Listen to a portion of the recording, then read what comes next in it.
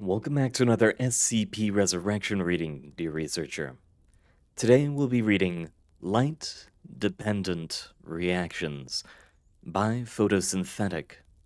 Now, without further ado, Light Dependent Reactions. Excerpts from interview log E46693 12. October 4th, 2014, 12:57 p.m. Interviewer: Joff C. Taggart. Data: redacted. Subject: Dr. Chelsea Elliott, researcher, plant specialist. Taggart: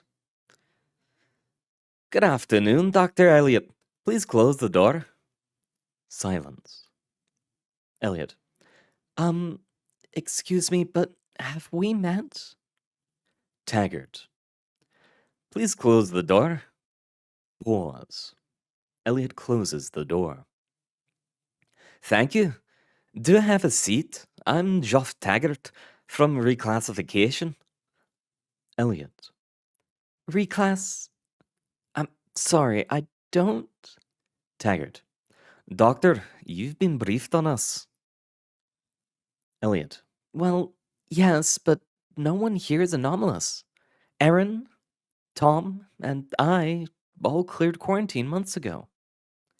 Taggart: And you must know why we think that assessment was premature. Silence. You're not eating, Doctor. The usual post-quarantine surveillance showed us that. Those sun lamps you're buying too. Seasonal affective disorder doesn't come on that fast. We're not sure how the poisoning incidents relate, though. I was hoping you could clear that up for us. Elliot: What makes you think I'd... Taggart: I'm authorized to waive the usual disciplinary actions for failure to report, provided you'll come clean now. Silence. Elliot: All right. Smiles ruefully. I suppose I don't exactly have a choice at this stage. Taggart: Thank you. I understand this all began with the events of Incident E31181-A in February of last year. Elliot: Yes, I was consulting for MTF Theta 4 at the time. Three of us, Aaron, Moynihan, Tom St. Jacques, and I, had been detached to investigate a suspected new anomaly. Everything went fine until I tried to use my hand lens. Geiger check. Chem sweep check. Hume's check. Agent Aaron Moynihan came to the end of her list and nodded across to her teammates. I'm calling it stable. We're good to go in. Chelsea Elliott grinned and bounced a little on the toes of her boots. Great. Tom, you ready? The third member of their team nodded back at her. Après valse. Together they struck out into the abandoned and echoing warehouse. Elliot's eyes darted over the floor as they walked, eager for detail. Weathered concrete was none of their specialty, nor was architecture, though they had noticed the huge skylight running the length of the peaked ceiling. The rare February sunshine took on a subtle cast as it poured through, some hint of color Elliot couldn't identify. She'd ask about it later. Now she homed straight in on the side they'd tagged from the door, a wary scruff of vegetation struggling up out of the cracked concrete. It wasn't much, floristically speaking. A few goldenrod stems, some ragged tufts of Kentucky bluegrass, and a dried up stick that had probably been a silver maple sapling for 2 or 3 years before it kicked the bucket. None of it would have warranted a second glance if it hadn't been for the weird sheen on the leaves.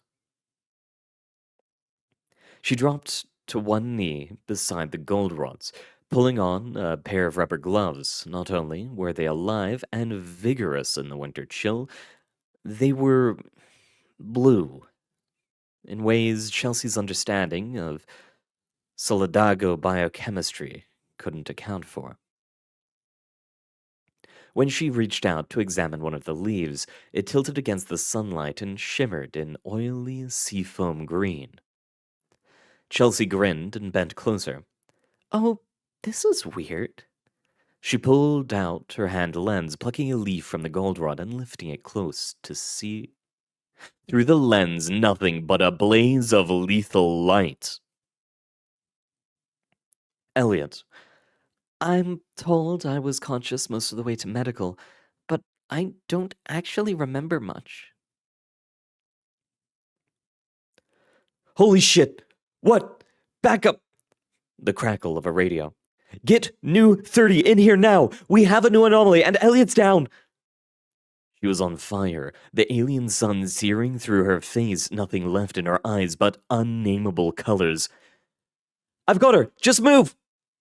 The world was a rock tumbler spinning, hurtling her against a sky full of stone. It tasted like ice olives acid, a hook in her belly, pulling her inside out.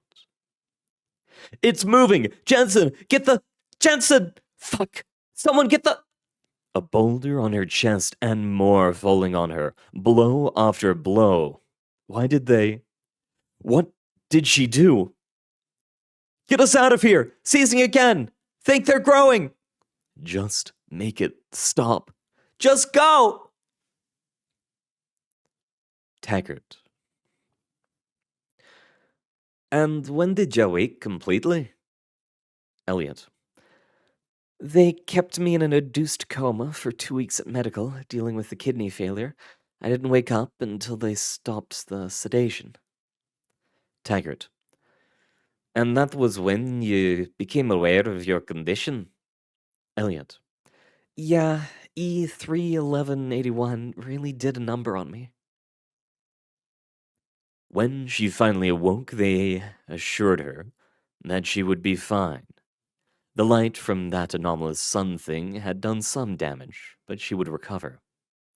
They'd taken care of the sunburn while she was under. Her vision was mostly black, and if the colors were still dizzyingly strange, that would clear up too. The seizures hadn't done her any serious harm, and her kidneys were well on the way back to full function. Now the skin. That might take a little longer to fade. She lay in the hospital bed, staring at her hands. Too smooth skin, the color of pink cherry bark, mottled with salamander spots in rich teal, and feathered all over with tiny bits of chaff, like the scales on a sword fern's fiddlehead. And swallowed the laughter trying to claw its way out of her throat. Before she could even sit up, she was asking for her hand lens back. Taggart. So your first reaction was curiosity? Elliot. My first reaction was, if I start laughing now, I'm never going to stop. Taggart. Oh? Elliot. It was either get curious or break down entirely. Taggart. I see. We have the records from your actual quarantine period, of course. After you were released, how long did it take for you to discover the anomaly? Elliot. Just a few days. 8 weeks. 8 weeks of quarantine made bearable only by curiosity. A huge e-book library and a long string of notebooks. 8 weeks of trying to explore her own altered biology and coming up short. Again and again. Against the limits of the quarantine itself. 8 weeks of frustration and never being able to compare notes with her doctors. 8 weeks of explaining to herself over and over again why the restrictions were necessary. 8 weeks of watching and waiting. Half afraid she wouldn't recover at all. Even if Tom and Aaron were fine now, 8 weeks of watching and waiting, half afraid she wouldn't recover at all. Even if Tom and Aaron were fine now. 8 weeks of terrible food, though at least she was never actually hungry, what with her leafy additions providing most of her calorie needs. When her skin finally started turning pink again and shedding its little leaflets 6.5 weeks in, she'd wanted to faint with relief. She'd gone into quarantine in the dead of winter. She came out in early spring. After 8 weeks of bare walls and fluorescent light, walking in shirt sleeves under the April sun made her absolutely giddy. There were a lot of loose ends to sort out at home, but she still took the first possible opportunity for a walk in the woods. She still had a lot of phone calls to make, but she could walk and talk at the same time. Her cell phone rang as she slipped through the woodland understory, dodging bare branches. Hi, Blair? Yeah, hi. Good, I'm good. I'm home. Yeah, all back to normal. They kept me a few extra days to make sure. How have you been? She stepped carefully around a patch of cutleaf toothwort. Oh, good. How's Pip doing? Has she given you any trouble? Blair usually took in Chelsea's cat, Pip, when the botanist traveled in summer. It didn't usually last for 2 months straight, though. At her friend's answer, Chelsea let out a relieved sigh. Oh, good, good. Can I come and pick her up when you get home today? Yeah, thanks so much. They chatted for a few minutes longer, Chelsea, meanwhile, moving through the burgeoning woods.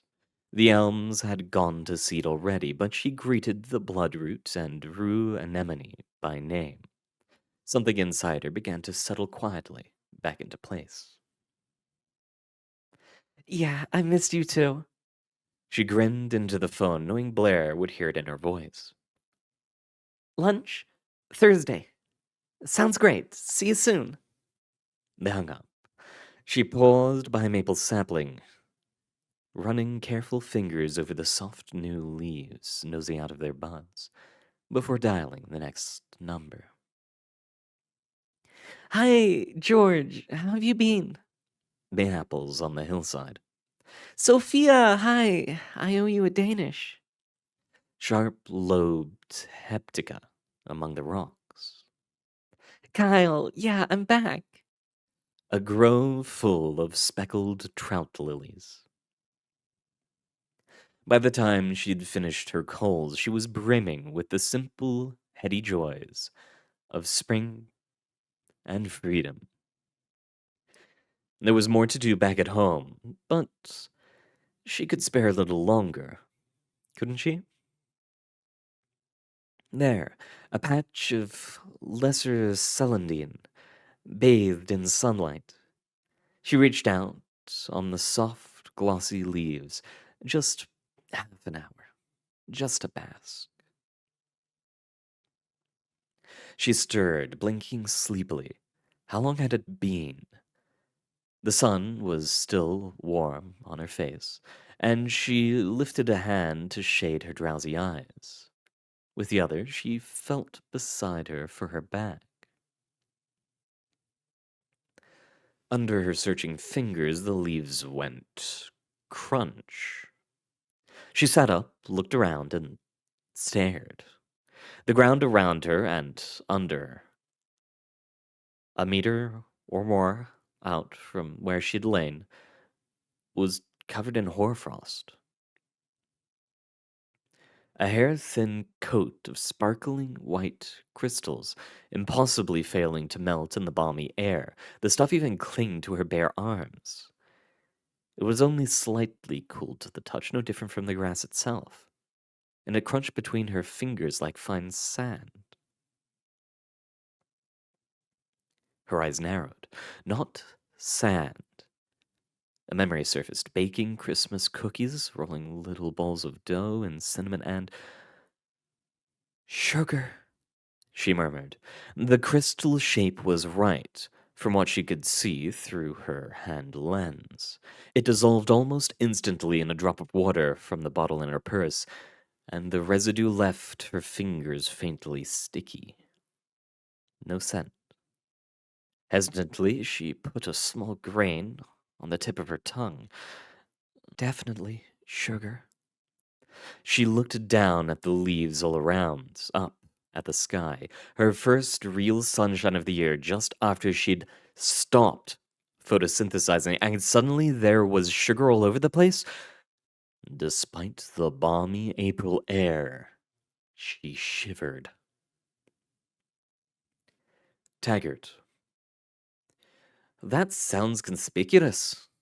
I'd expect surveillance to have showed that if you were literally sugarcoating every chair you sat in. Elliot. Well, it wasn't being deposited very fast.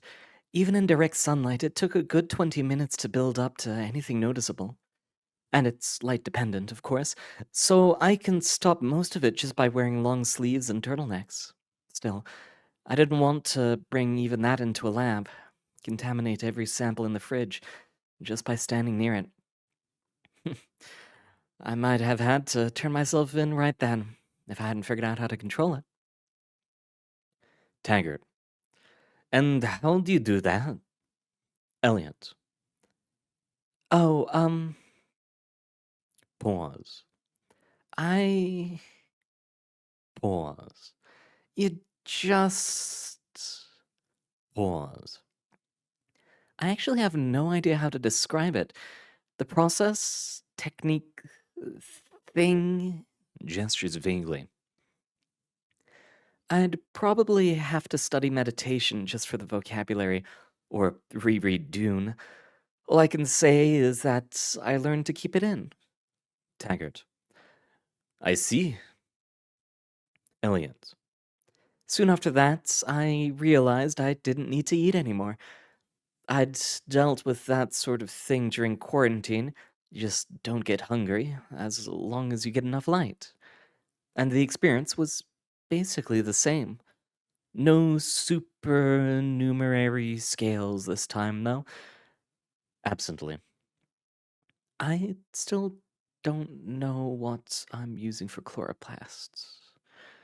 Taggart. Was your fasting deliberate then? Elliot spreads her hands. Sometimes. Sometimes I just forget to eat. More often as summer came in. I took supplements in the beginning to make up for what amounted to a diet of straight sugar. Taggart. Why the past tense? Elliot. Well, it's not just a diet of straight sugar. Taggart. I see. Pauses. Go on. Elliot takes a breath. As it turns out, I can basically make any vascular plant metabolite that I've had in my system. Skin contact, inhalation, ingestion, all fair game, and it doesn't take much. I'm on either a balanced vegetarian diet or a healthy photosynthate intake for a plant about my mass. I'm not sure which. Taggart. If I understand correctly, Elliot. Yeah, if it comes from a plant, I can probably crank it out. Just get me a sample first. Taggart. Pauses. Does that include Asonite? Elliot. That was how I learned I could do it in the first place.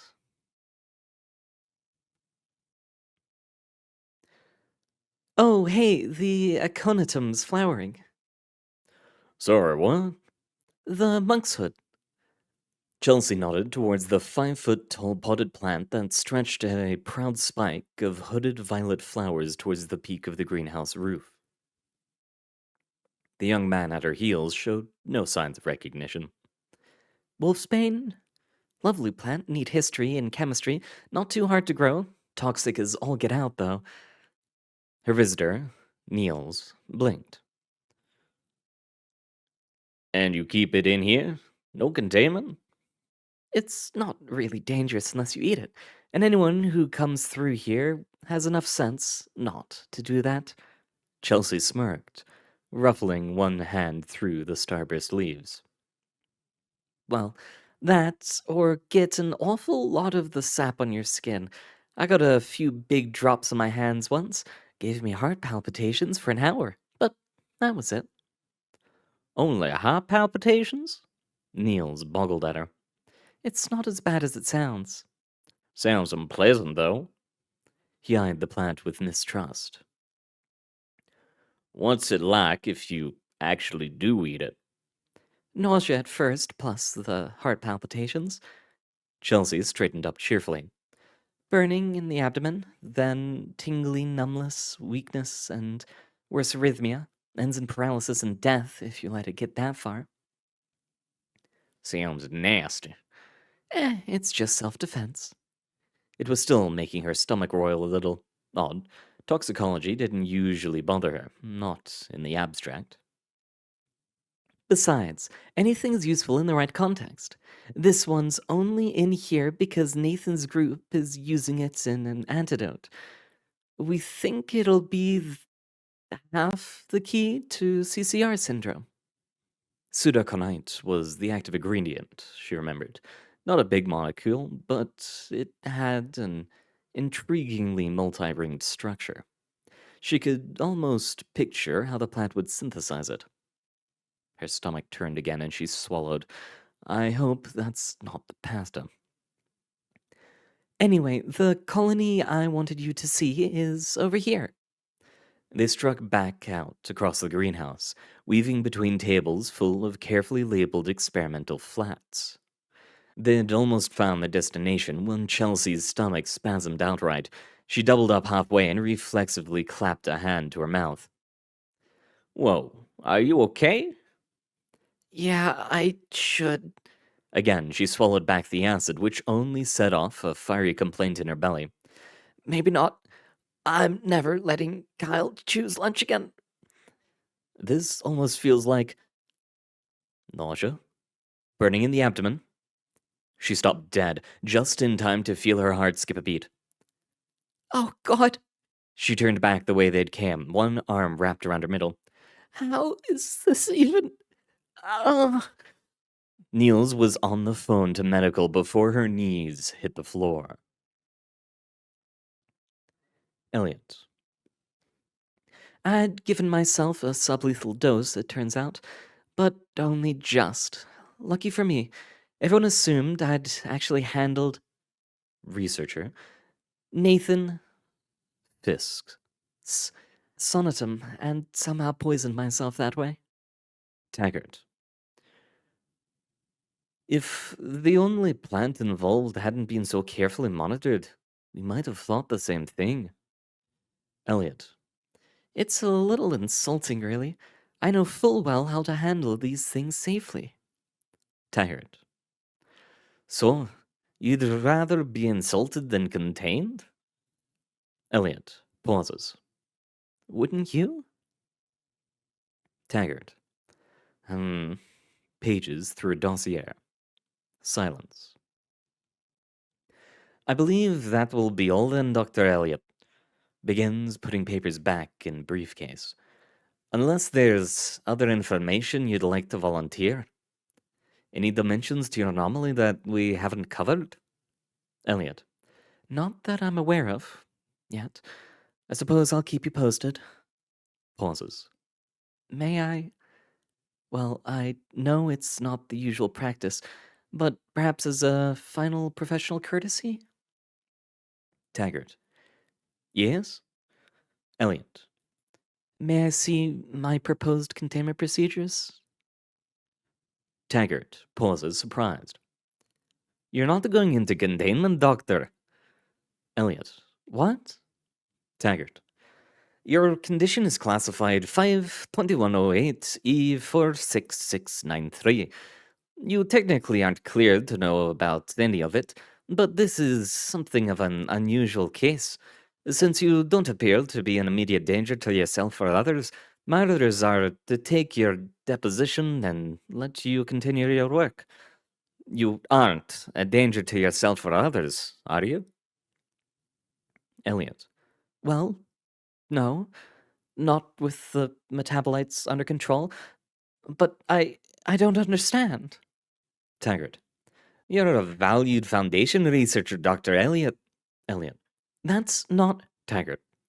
And in this particular case, the Council has decided not to remove you from your position unless it becomes necessary. I'll add this interview to the information on review, and you'll be notified of their conclusion in due time. In the meantime, please carry on. Do remember that this entire phenomena is classified, though. You're not to discuss it with anyone, and if you must refer to it at all, use its designation E for 6693. Elliot. Standard OPSEC, yes, but Taggart. Try to eat more too. Some of your colleagues are getting concerned, and that's a security risk. Closes briefcase and stands. I'll schedule another meeting with you once the council has decided what to do with your case. Elliot. Of course. Taggart. Thank you for your time, Doctor. Enjoy the rest of your day. End log. March 31st, 2015, 1:04 p.m. Chelsea Elliott finishes reading and looks up, numb with dread, at the man called Taggart. Yes, I remember, she manages. Good. His calm smile doesn't so much as flicker. She'd forgotten just how disconcerting the man could be. Is there anything you'd like to add? Anything that's arisen in the meantime? She shakes her head. It hasn't much changed. I've been suppressing it, mostly. Is that perfume you're wearing, then? Damn his nose. She closes her eyes. Santalum spicatum and Rosa damascena. Wood and flower volatiles, respectively. Distantly, she marvels at how level her voice still is.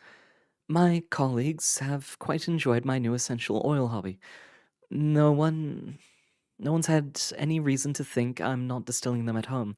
Besides, spending photosynthate this way leaves me hungry enough to eat. The silence stretches out, pulling Chelsea's nerves with it. She shifts in her seat and sets the interview log down, too delicately, on the edge of her desk. It's the wrong side of her desk again. This man must enjoy displacing her to her own visitor's chair. Finally, she can't hold her tongue any longer. Have they decided then? He gives a non-committal hum, twirling the delicate stem of her string of pearls vine around his forefinger.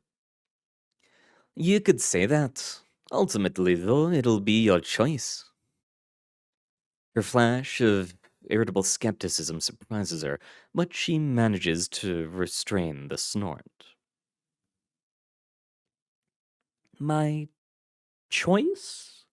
She asks, forcing her tone to stay polite. What are my options, exactly?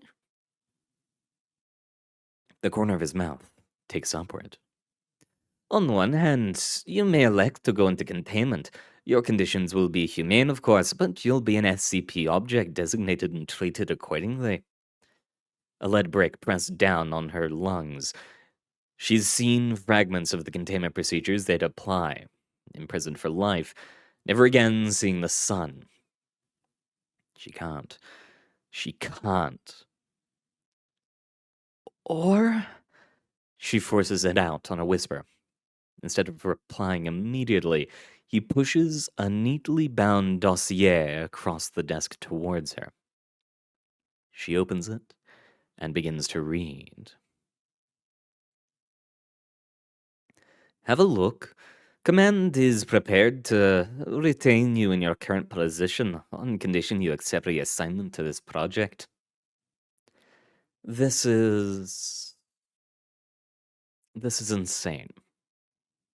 This is brilliant. She'd have given her right arm to be part of this one once upon a time. This is no choice at all. She looks up at him, over the dossier, and nods. I'll do it.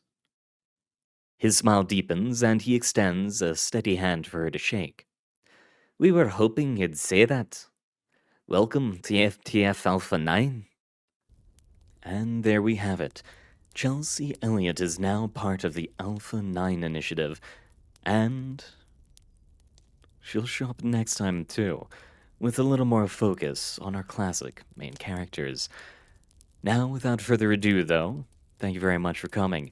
Good luck out there, and I hope to see you all next time.